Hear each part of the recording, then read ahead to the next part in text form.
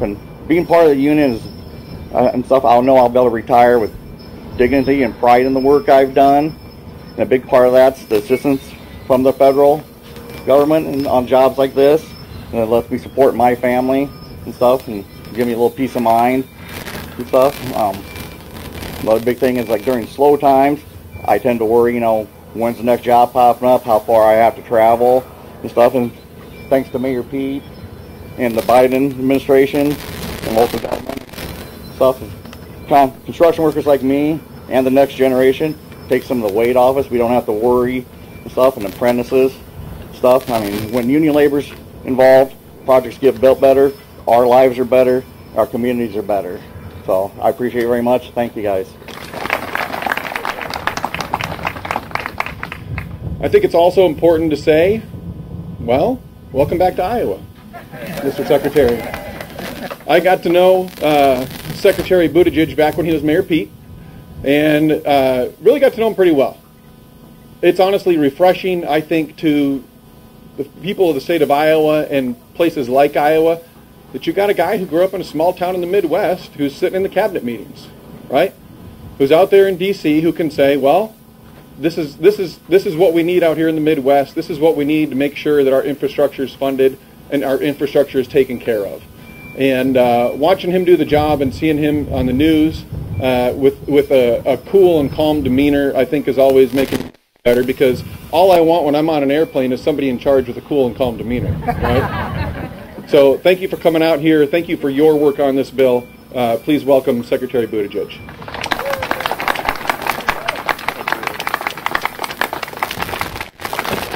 Well, what a welcome. Thank you. Well,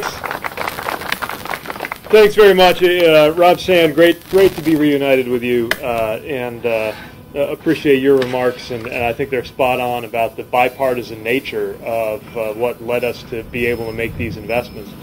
I also know how relentless and non-political Rob Sand is in his capacity as auditor in rooting out and finding any form of waste, fraud, and abuse. And so I think I join everybody up here in saying that when it comes to this project, it's actually my hope and expectation that you will find nothing of interest in any of what goes on as you look at it.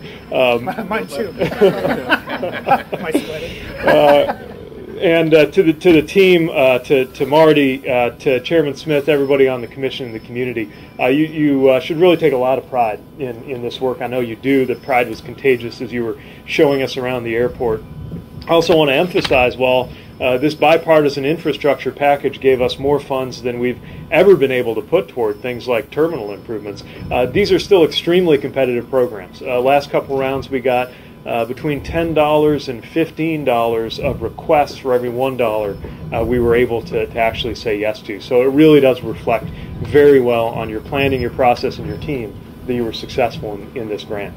To Mayor O'Donnell, I always have a mayor's heart when I'm seeing these projects, as well as a transportation nerd's heart, joining you in marveling, even though it's part of my job almost every day now to be on airport aprons and tarmacs and other behind-the-scenes opportunities. There is just a basic quality that is a marvel about how these things work and serve people. And I know how important it is to your vision of prosperity and growth in a place that gives very little literal meaning to your priority that you place on that idea of welcome, that I think is so fitting for the Midwest and so fitting in Cedar Rapids. And I feel it now.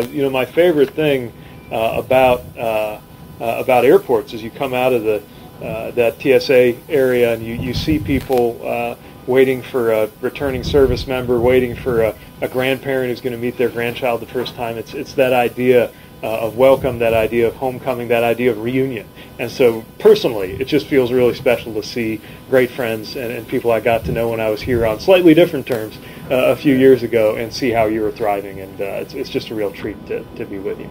And Rick, I want to thank you for giving voice to the workers who are making all of this possible. And it's not for nothing that the official name of the bipartisan infrastructure law is the Infrastructure Investment and Jobs Act, accent on the jobs. And first thing I saw out the window when we were pulling up to the gate was the hard hats and everybody doing this work. We recognize and salute that work, and we're proud and pleased to say that there will be a lot more where that came from in terms of a lifetime of good-paying jobs and so many union jobs being created here. They're going to make that difference. So thanks for being here, and thanks to everybody who represents.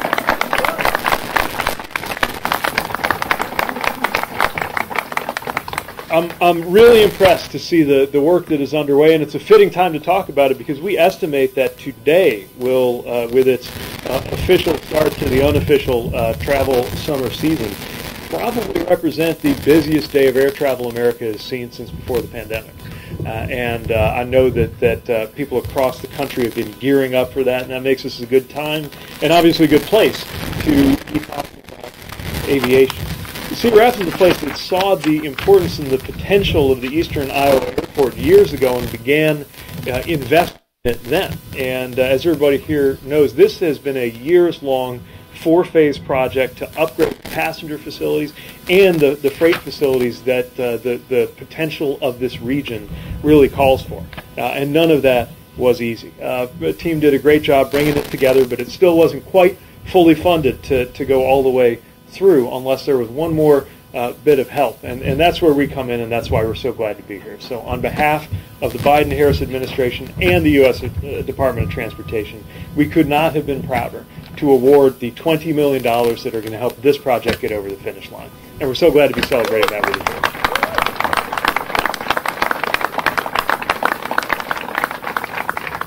you. And the whole idea of this funding is that the visions, the projects, the plans, the design, the engineering, the answers, funding should. And the funding in this case is going to allow the team to complete a passenger terminal expansion that adds 4 additional passenger gates to accommodate more flights, improved accessibility for travelers with disabilities, and more ways to fly to or from Eastern Iowa with the kind of frequency that gives you options and a good experience when you do so. And again, it's about the good-paying union jobs that so many Iowans are getting through this work. Not to mention the manufacturing jobs and the agriculture jobs and the tourism jobs that are going to be created and sustained because this region has high-quality, modern transportation infrastructure. We are located on Wright Brothers Boulevard, which I think is a really apt reminder that America is the country that ushered in the aviation age, and the Midwest was the cradle of a lot of that innovation. And it's appropriate then that Americans ought to have the best air travel in the world, but we've been slipping. We slipped as a country with decades of underinvestment. Someone told me I might be the first Secretary of Transportation to visit here since Secretary Elizabeth Dole in 1986.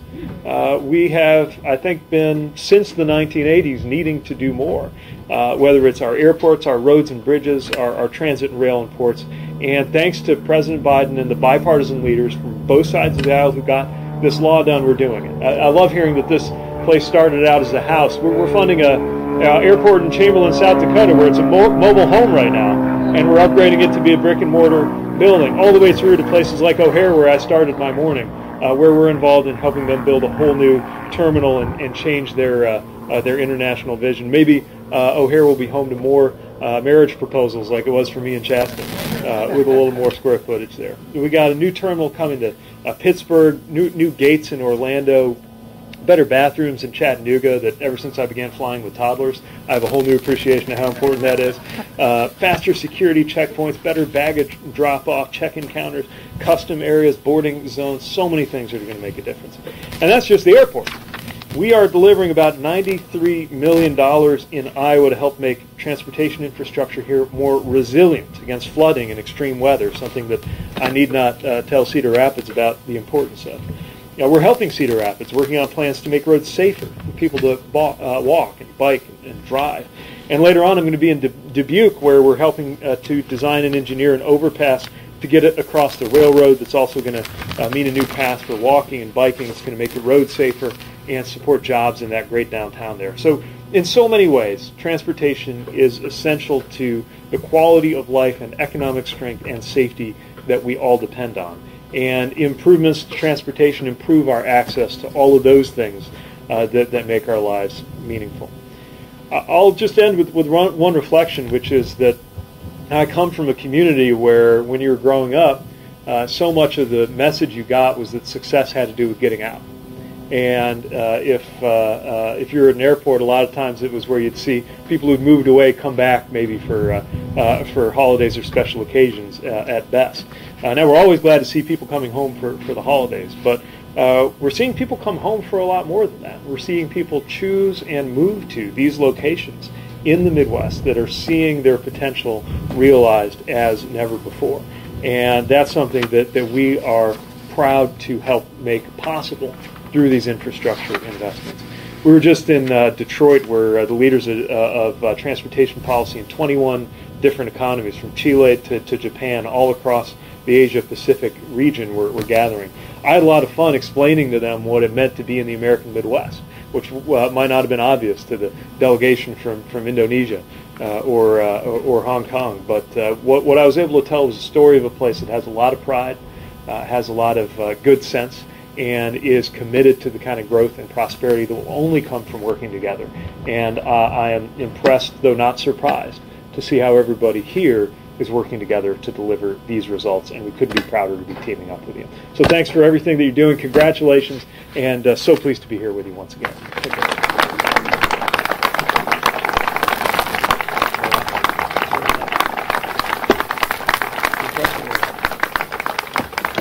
All right. Thank you.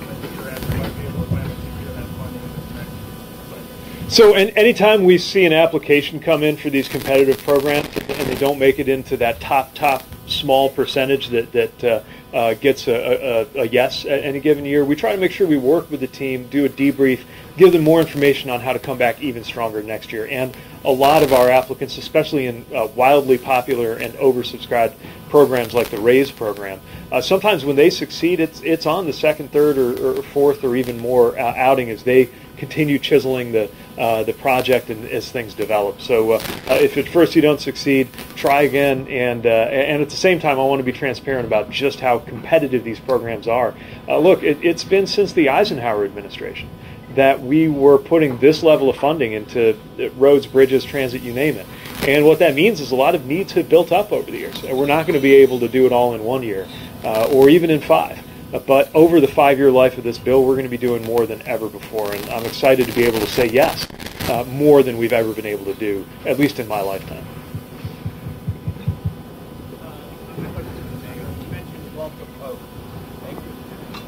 I've upgraded. You talked about welcome is our language. How have you made our LGBTQ community feel that way with the bills in the legislature publicly this year? You know, in Cedar Rapids, we are incredibly focused on making sure that not only all of our residents here feel comfortable and that they see opportunity, whether it's the LGBTQ community or our immigrants or those who may be just finding us for the first time. Not only do they feel they have a place here, but we outwardly support organizations that work directly with those communities. So how have you done that publicly with the bills in the legislature this year? Well, I can't speak to the bills in the legislature, but I can speak to what Cedar Rapids is doing. And we remain committed to our local organizations that do support all the communities, and certainly the LGBTQ plus community is among those that we support. At our city hall, we've taken steps to make sure that we outwardly display support for those communities, including raising flags, on the first of the month for those communities that may be celebrating, whether it's Pride Month or others. We, as a city, we want to make sure that we remain focused on the people who we live, work, and play with every day, as well as those who want to come here. And as mayor, that's really my charge. My charge is the city of Cedar Rapids, and along with the city council and a city staff that we're just going to continue to do what we believe is right for all of our citizens. Does that help? You? Thanks, Ethan. Hey, this is the Secretary. I was curious about, and this is a tremendous amount of money for a lot of long-term infrastructure needs. I wondered if you could speak a little bit to the right of time. I think there's been some concern for critical programs not to roll out. Some of the time will take to roll some of the funds, but it's funding out. So impact over the long term. Yeah, you know, one of the things we've got to balance is the importance of getting it right, going through the planning, doing all those steps properly, making sure that all the financial checks and balances are just the way they need to be, so that we don't draw the attention of the state auditor or the inspector general or anybody else, and that takes time. And at the same time, we've got to move very swiftly. That's one of the reasons I'm excited to see the work that's already underway here.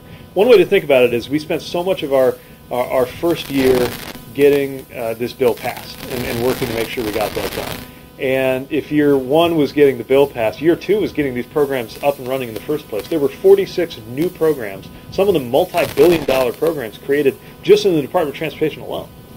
And then if year one was the bill passing, year two is the programs launching, year three is the money moving, and even the dirt flying, which is what we're excited to see into year four and beyond. So we'll continue working to balance doing it well and doing it swiftly. But you know, part of why we sought to do this is because we do see the need that is built up over time. We don't want to lose any time in addressing that need. Mr. Secretary, I know you spend a lot of time traveling around the country looking at different projects that are funded by the bipartisan infrastructure bill, like this one here. What is it about the Cedar Rapids project that stuck out to you as when you wanted to come here? Well, you know, what you see here brings together a lot of the different things that we're trying to support. Making sure that you have, of course, the support for economic growth, a better passenger experience. One of the things that we've always done is a lot of very important work, but work that the passenger might not notice when we're improving a tower or working on a taxiway or some of the radar equipment. We're continuing to do that, but part of what's exciting about the infrastructure law money is it's allowing us to do more terminal work on the passenger-facing side, the concourse, the security line, the baggage claim, the bathrooms, the ability to just add new square footage and gates like they're doing here. And I'm also eager to emphasize places that are preparing for more volume, the way that they're doing with the 30,000 square feet of new space that's coming online here. Because what we've seen in the aviation sector is it's come roaring back faster than anybody thought. Remember, it was only 2 short years ago, you know, shortly after President Biden took office, that the big question about it wasn't on time. How many years is it going to take before we get back to the old levels of demand we saw? In many markets, we are already above the levels of demand we saw before the pandemic, which is exciting. It's great news, but it's meant obviously a lot of stress on the system. We've been pressing the airlines to keep up with that. We've been working our own air traffic control workforce plan to grow to keep up with that, and we need the physical infrastructure to keep up with that. And so I'm pleased to be here in Cedar Rapids with the chance to highlight exactly what that looks like and how these dollars are being put to use. Secretary, here in Iowa and in a lot of other red states, especially here in the Midwest, we've seen a lot of laws to roll back or get rid of LGBTQ rights, and I wondered if you had any thoughts on that. Well, you know, they're certainly not helping anybody, and I think they show, frankly, a bit of a problem with priorities on the part of a lot of elected leaders. I mean, here we are in Cedar Rapids working on making life a little easier for airline passengers, and they're over there in Des Moines working on making life a little harder for LGBTQ high schoolers. Of all the things you could do with the power and the trust and the resources that are put in your hands as an elected official, why wouldn't you be concentrating more on building roads and bridges and fixing up airports and making insulin more affordable and helping veterans and all the other things that we're doing as an administration? And use that power and that trust and those resources to make it even harder for some of the middle school's hard enough if you're not that different from the others. If you are, you realize you're different, and you got politicians trying to make it even harder for you because they think that's going to help them somehow. I just think it's a priority problem. We're going to continue focusing on the work that we can do, by the way, often on a bipartisan basis, that's making people better off and delivering concrete results. And I'm proud of any chance to highlight examples of that good work.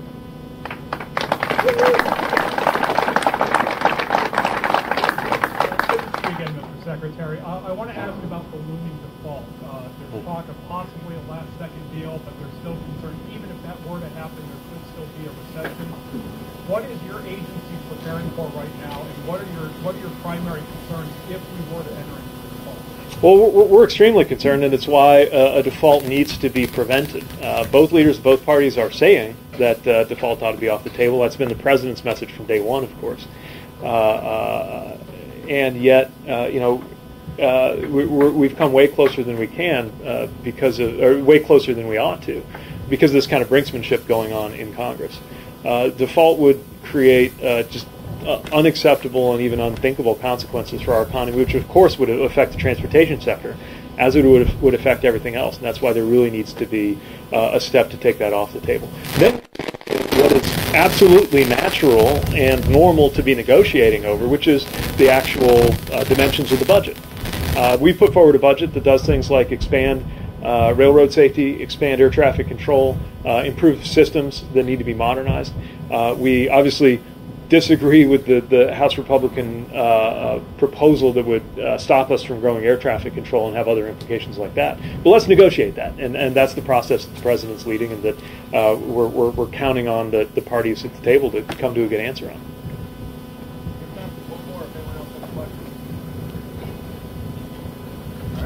All right. It's good to be back. Thanks, everyone.